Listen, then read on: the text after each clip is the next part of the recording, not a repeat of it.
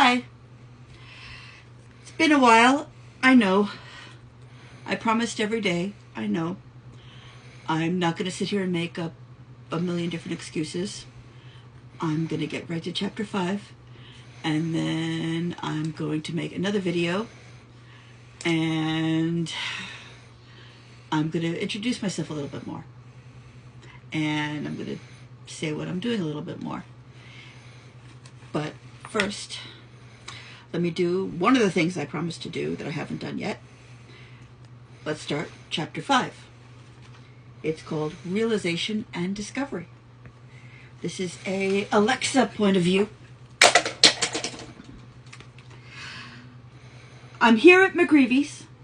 I'm with all my friends. We're talking, laughing, eating, drinking, celebrating Samantha's birthday. I fought with my husband to be here, and that fight is going to go on even when I get home. In the past 2 hours, I've ignored the 7 to 8 times he's tried to call me. And I don't even feel slightly guilty about it. There's only one problem.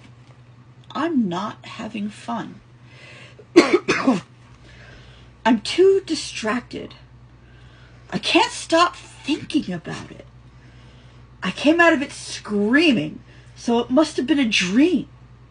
Much to the amused teasing of my bestie Jennifer, who is right now regaling the girls of how she saved me from my nightmare-fueled daydream. I laugh along with the jokes, but I'm still trying to convince myself that I fell asleep and just had a bad dream. But it all felt so real, and it scared the absolute shit out of me. Joey Park, my favorite actor, someone who I've fantasized about since childhood, who died 20 some odd years ago. I found him somehow. He's trapped, cold, hurting, in what I can only describe as a dark nowhere. He begged me to help him, to get him out. He was pleading to me. I can still hear it. Help me!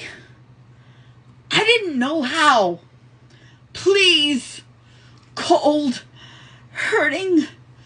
Need to get out of here. I froze. Panicked. How is it happening? Why? Help me! All I could do was panic, scream, cry.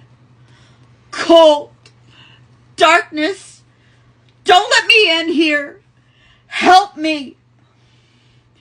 In my panic, somehow I managed to ask who he was.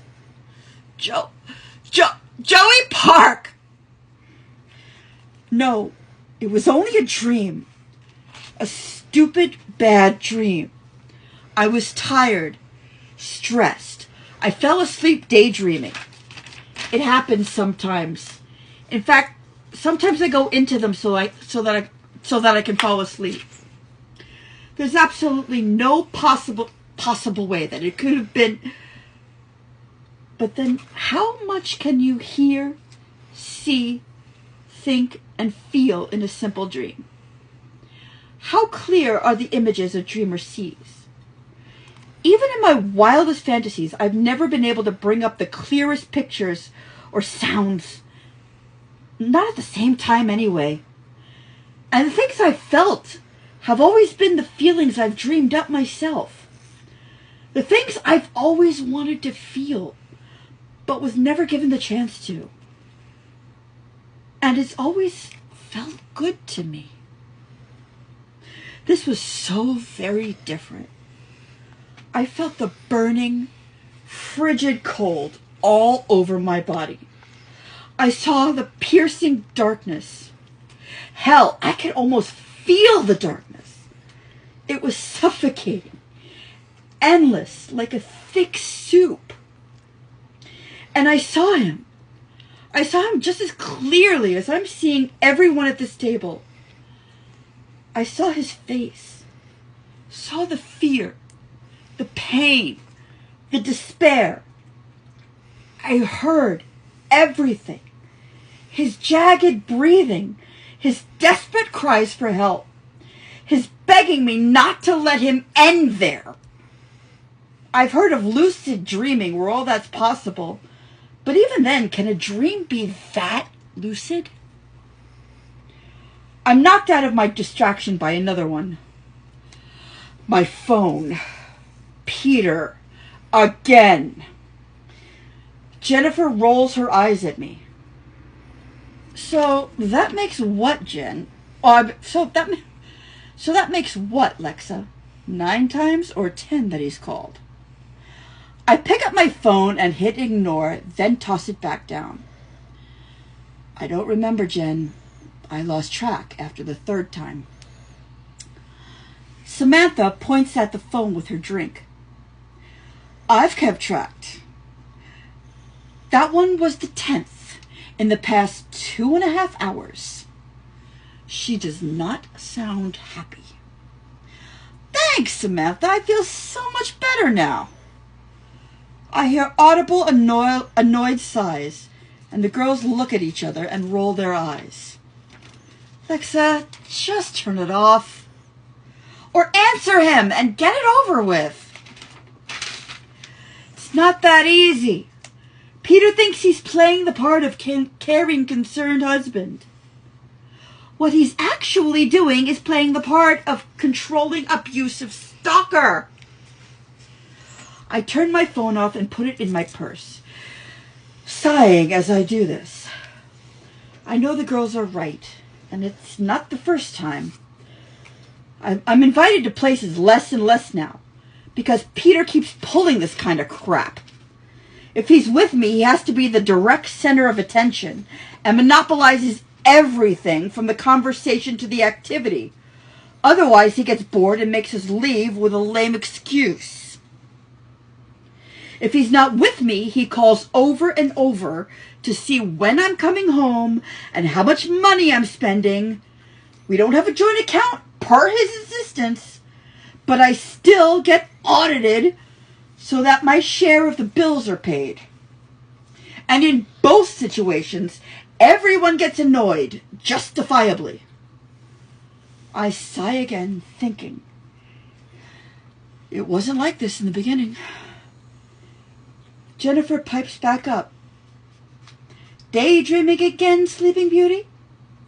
This elicits giggles from the other girls. Yes, but about something else. Peter. Before we got married. The other girls look at each other, pity in their eyes. I hate those looks. Then I let out a resigned sigh. I wasn't enjoying this anyway. Look, I'll pay my share and I'll go. No reason to spoil a great party with my domestic issues. No one responds or tries to stop me. Not even Jen. I'm not surprised. I'm hurt, but I'm not surprised. Jen tells me she'll take an Uber home and that she'll square up with me on Monday. I thank her, wish Samantha a happy birthday, and leave before I can start to cry, which I do as soon as I get to the car. I won't call Peter.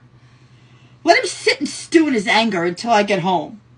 He destroyed yet another attempt at having a stress-free social life.